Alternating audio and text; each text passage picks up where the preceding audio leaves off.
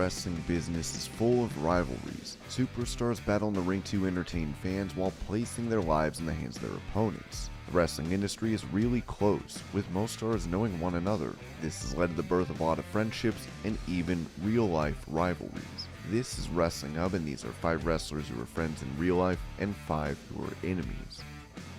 Before we get into the rest of the video, make sure you subscribe to Wrestling Hub and turn on all notifications to stay up to date with everything in the world of pro wrestling. Also, don't forget to follow us on Instagram at Wrestling Hub Official, and also follow us on Twitter at Wrestling_Hub.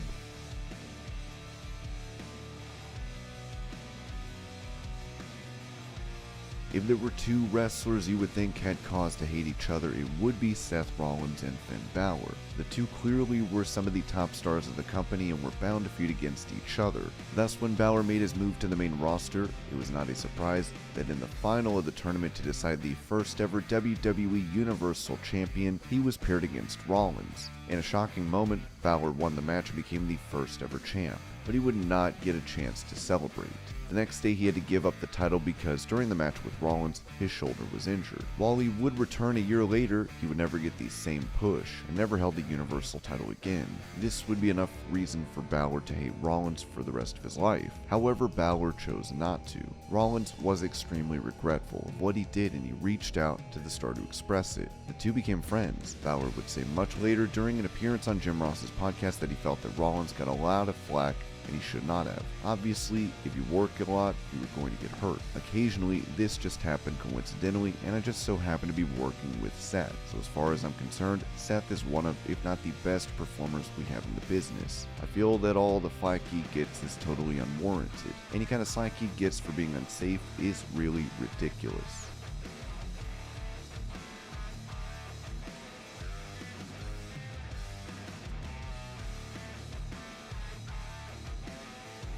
It can be safely said that Brock Lesnar is not overly fond of most current wrestlers, but there Seth Rollins really actively dislikes the undisputed WWE Universal title contender. Rollins and Lesnar have shared the ring more than a few times, with Rollins even getting the run of his life during a feud with The Beast. He's one of the few WWE stars to record a victory over the Indomitable Star, but in real life he has a lot of issues with the man. Rollins spoke up exactly why he doesn't like Lesnar on TMZ Sports. He called out Lesnar's ethics and how he does not work for most of the year and only appears to make money. It went against Rollins' own philosophy. He's not in it for anybody but himself. To Brock Lesnar, he will tell you to your face that he is in this industry, he's in any industry for himself to make his own money. That's not what I'm about.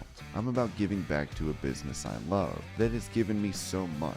He's a box office attraction and everybody knows that. The problem is, he knows that as well, and he takes advantage of it every step of the way, so he doesn't contribute to the locker room. He doesn't give anything back.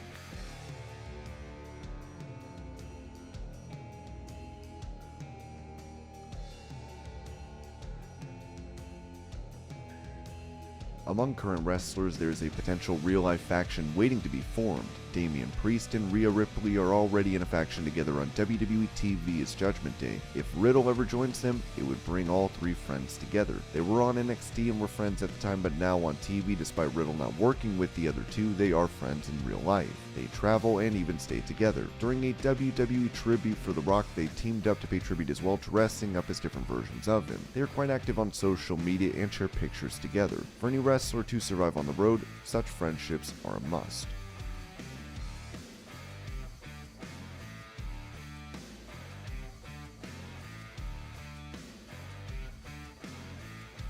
Riddle may be one of the most popular stars in WWE right now, but it was not long ago that he had a lot of heat on him backstage. This was because he was fond of calling out stars on a regular basis and did so with some of the biggest names in the business. Those backstage didn't look too kindly on it, but neither did the stars themselves, as Brock Lesnar and Goldberg both disliked it. However, it was when Riddle was confronted by Goldberg backstage that it became clear how much the star hated it. Riddle had been taking shots at Goldberg regularly. He criticized what Goldberg could do in the ring and the star blocked him on Twitter, calling him an annoyance. Riddle continued to do this and bury Goldberg after the latter's disastrous match against The Undertaker in Saudi Arabia. The two crossed paths backstage a couple years back at SummerSlam, and Riddle tried to pacify the situation, but called Goldberg bro. Goldberg meanwhile made it clear that he was not Riddle's bro. The tension between the two was there for everyone to see. It would be fun to see if the two ever had an actual feud in the ring, but for the moment Goldberg would likely not want to work with him.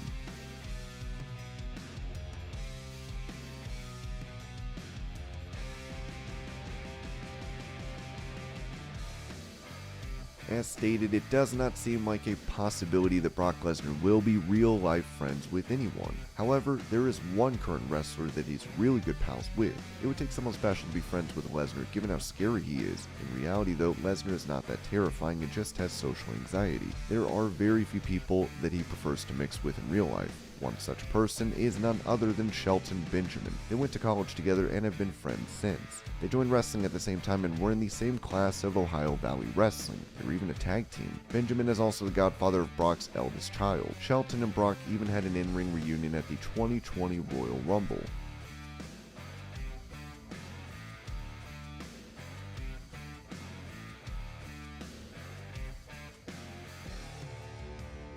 WWE has come between more than one friendship in the past, and this one is no different. Punk and Cabana were best friends, so much so that after leaving WWE, it was on Cabana's Art of Wrestling podcast that Punk opened up on his grievances with WWE and took shots at the promotion. The podcast was very popular, and Dr. Chris Amon was accused by Punk during it. This led to a lawsuit, where WWE sued Punk and Cabana. The legal fees surrounding the same trial led to the two friends becoming enemies. They were best pals from their time in Ring of Honor, and Punk even mentioned Cabana during his pipe bomb promo. The legalities of the lawsuit brought them against one another, but Punk and Cabana sued one another in real life as well due to the legal disputes. Even though Dr. Amon lost the suit, it led to a lot of heat between Punk and Cabana. Punk would answer a fan in a tweet on Twitter accusing him of causing issues with Cabana. He sued me. He wanted to end the dumb shit he started. I asked to speak to him. He declined. I asked to enter mediation. He declined. I offered money. It wasn't enough. I never wanted any of it. He's as greedy as you are ignorant to who I am, and fooled by who he is. The two apparently had a verbal agreement that Punk would compensate Cabana for legal fees and damages, but Cabana sued Punk for apparently not honoring that agreement. In September of the same year, both men would drop their suits, but it would be without compensating one another. Even though the lawsuit is behind them, the heat is not.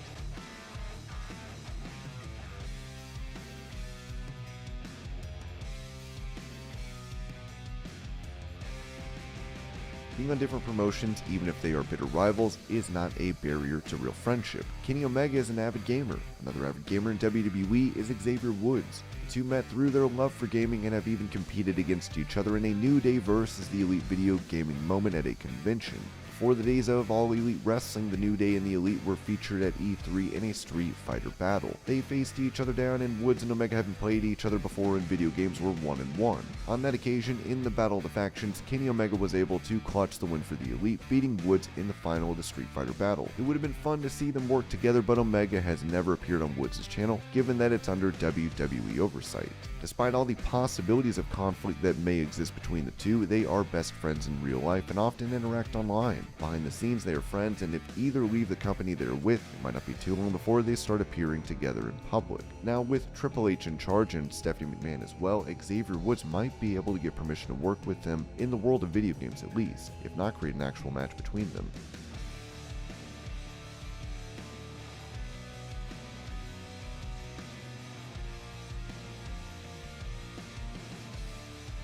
Sasha Banks is not the most well-loved star in WWE, if she even is in WWE anymore. While the company has not confirmed her departure, the star is reported to no longer be with the company. Banks has a lot of current stars that she has had spats with in the past, but one of the stars with whom she does not get along with is Alexa Bliss. Back when they were still stars on NXT, things heated up between them with Banks and Bliss feuding. At the time, Banks was regularly winning over Bliss. However, even later, Banks would comment on Bliss and take shots at her, be it on Twitter or even backstage. They were never really put together on the main roster for the same reason. This didn't stop Banks from taking a shot at Bliss during an episode of Raw Talk. She came in so fake with her fake little stories, her fake little "oh I love Matt Hardy. You can't even tell the difference between Jeff and Matt, you idiot." While the attacks seem to be in kayfabe, the heat between the two has been palpable. Bliss has always been one for taking shots at Banks as well. In fact, following WrestleMania 35, when these rumors of Banks and Bayley having a meltdown after losing their titles were up, Bliss took a shot at Banks during a Twitter spat. Bliss said that Bayley could make as much fun of her as she wanted, but she would go comfort her friend, meaning Sasha. Haha, okay, make fun of me all you want, like get something new for you guys. Go comfort your friend.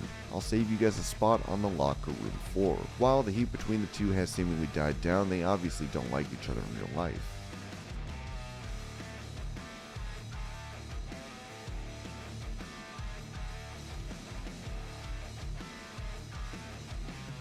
Liv Morgan and Sonya Deville may be the same age, but most fans don't really put them together.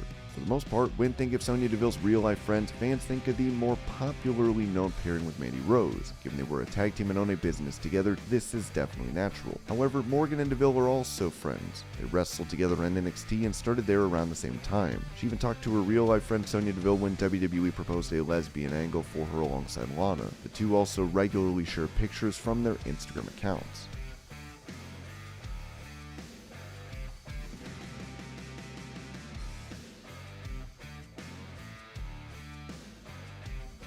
Enzo Amore is no longer with WWE, but the star has not given up on his wrestling career, still wrestling in multiple promotions. During his time in WWE, he managed to anger most, but he really angered Roman Reigns, who is somewhat of a locker room leader. Amore once rubbed Reigns the wrong way during a time when they were on a tour bus for WWE. Amore was boasting about his money and the amount of merchandise he was selling. Tired of his boasting and his overall attitude, Reigns had enough and kicked him off the bus to send a message. The two don't share any love, and Amore, due to trying to hijack a WWE event by appearing in the crowd, is now banned by the company, be it as a wrestler or a member of the audience. Given how professional Reigns is in his own life, it's natural that he would not like someone like Amore, who, while talented, is the furthest thing from professional.